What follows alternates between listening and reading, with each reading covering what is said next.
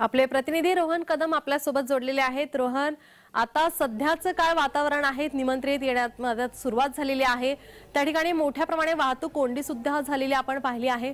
सध्याची काय परिस्थिती आहे? नक्कीच सध्या प्रशासनाने जो आहे तो संपूर्ण रस्ता आता मोकळा केलेला आहे। म्हणजे आता फक्त जे अतिशय महत्त्वाचे व्यक्ती आहेत त्यामध्ये क्रिकेटर आहे विराट कोहली थोड्या वेळामध्ये पोहोचत आहे अशी माहिती मिळते। विराट कोहली थोड्या वेळामध्ये येतो, त्यामुळे हे जे मोठे VIP आहेत ते यायला सुरुवात झालेली आहे। अवघ्या काही मिनिटांमध्ये पंतप्रधान नरेंद्र मोदी जे आहेत ते अयोध्या एअरपोर्टवरून हेलिकॉप्टरमधून साकेत महाविद्यालय जवळपास अगदी 500 मीटरच्या अंतरावरती साकेत महाविद्यालय आहे राम मंदिरापासून। त्या साकेत महाविद्यालयाच्या हेलिपॅडवरती पंतप्रधान नरेंद्र मोदींचं हेलिकॉप्टर जे आहे ते उतरणार आहे आणि तिथून बाय रोड जे आहेत ते पंतप्रधान नरेंद्र मोदी याच राम मंदिर परिसरामध्ये पोहोचणार आहेत। राम मंदिराच्या प्राणप्रतिष्ठा सोहळ्यासाठी अनेक मान्यवर जे आहेत ते सध्या दाखल झालेले आहेत। साधारणतः पाहायला गेलं तर बॉलिवूडमधले अनेक दिग्गज अभिनेते, ज्यामध्ये महानायक अमिताभ बच्चन असेल, कंगना राणावत असेल, अभिषेक बच्चन असेल, हे सगळे कलाकार, अनुपम खेर आलेले आहेत। हे सगळे मान्यवर जे आहेत ते या ठिकाणी दाखल व्हायला जे आहे ते सुरुवात झालेली आहे।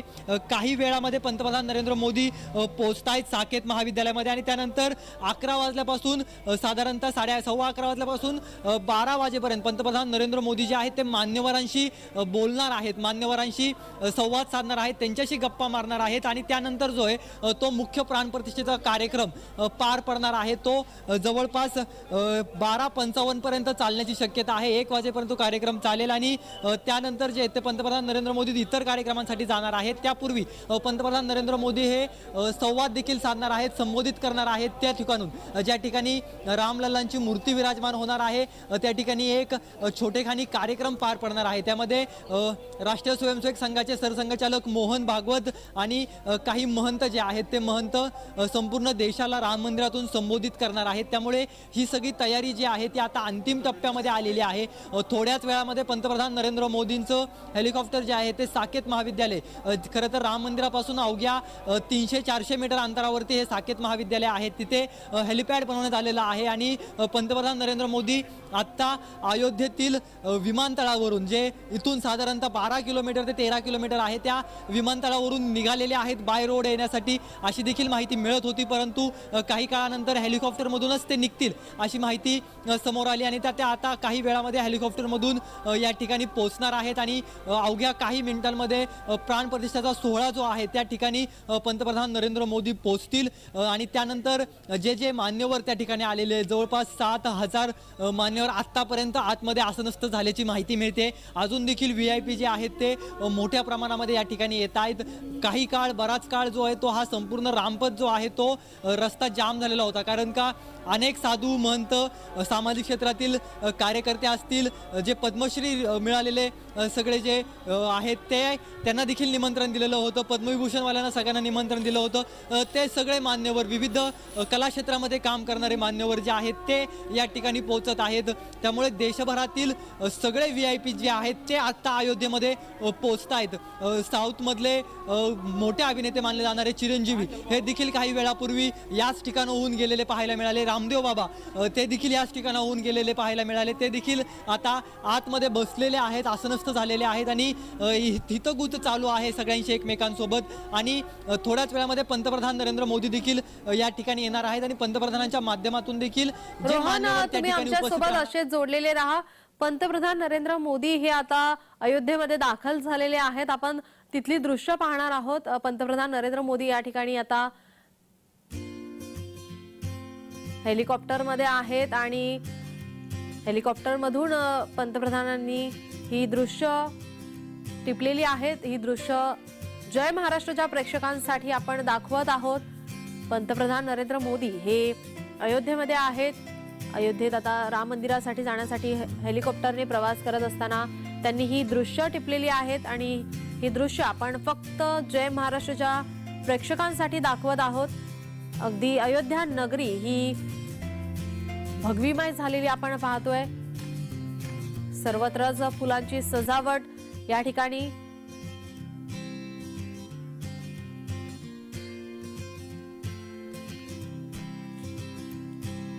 आपले प्रतिनिधी रोहन आपल्यासोबत जोडलेलेच आहेत. रोहन, आता थोड्याच वेळात पंतप्रधान पोहोचणार आहेत.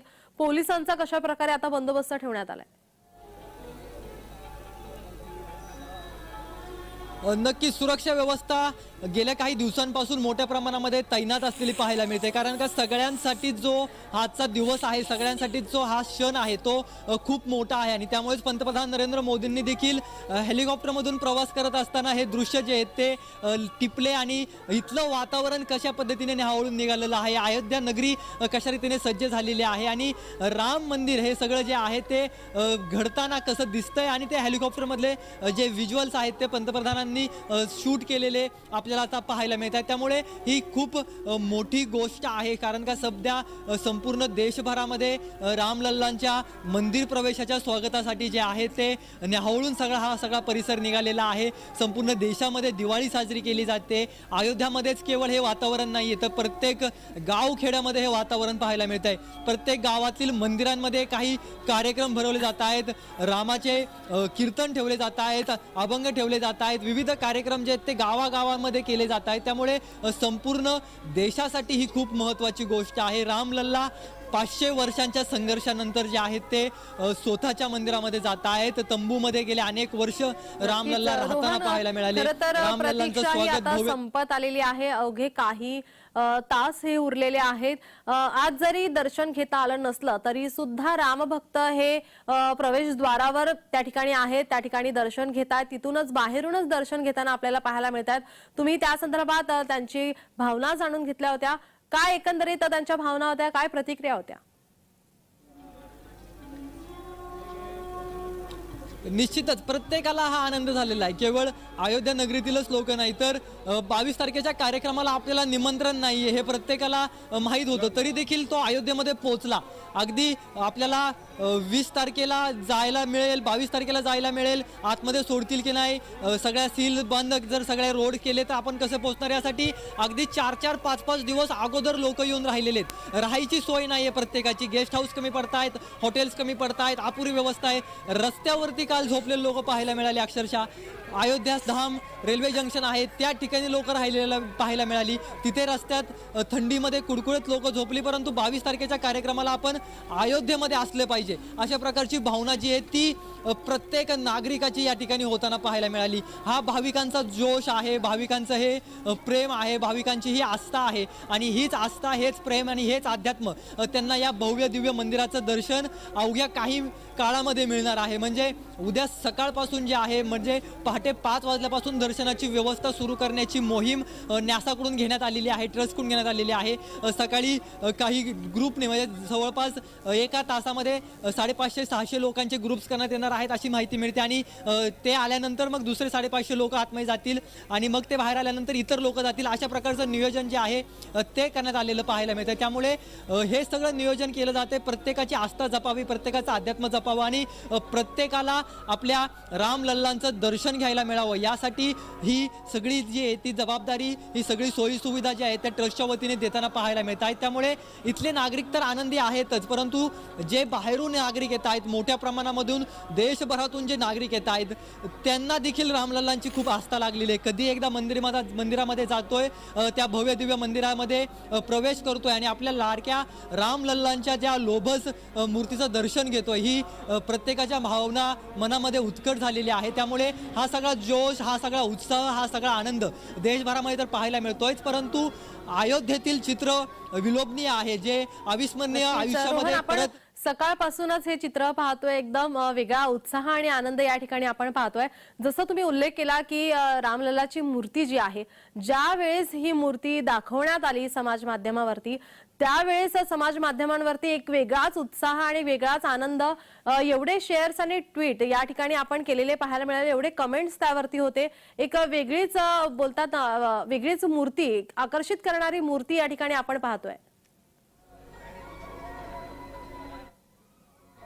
नक्कीच. खरं तर अरुण योगीराज यांनी बनवलेली ती मूर्ती आहे आणि अरुण योगीराज यांनी अगदी रात्रीचा दिवस करत जे ती ही मूर्ती बनवलेली पाहायला मिळते. अगदी ज्यावेळेस आम्हाला समजलं की घरापासून ते जवळपास 3 महिने लांब राहिलेले होते, त्यांनी मोबाईल फोन्स लांब ठेवले होते, घरच्यांशी बोलणं बंद केलेलं होतं. दिवस रात्र अरुण योगीराज नावाचा माणूस ती लोभस मूर्ती घडवण्यासाठी कष्ट करत होता, काम करत होता आणि त्याच्या कलेतून ही साकारलेली मूर्ती अतिशय लोभस विलोभनीय अशी ही सगळी मूर्ती आहे. त्या मूर्तीवरचे चेहऱ्यावरचे भाव जर पाहिले तर प्रत्येकाला रामलल्ला आठवतो आणि ती मूर्ती एकदा जरी पाहिली तरी ती विसरू शकत नाही, अशा प्रकारची ती मूर्ती आहे. आणि त्या मूर्तीचं दर्शन घेण्यासाठीच सध्या संपूर्ण अयोध्या नगरीतील देशभरातील नागरिक जे आहेत ते उत्सुक आहेत. त्यामुळे हा सगळा आनंदाचा पारा जो आहे तो चढलेला सगळीकडे पाहायला मिळतोय.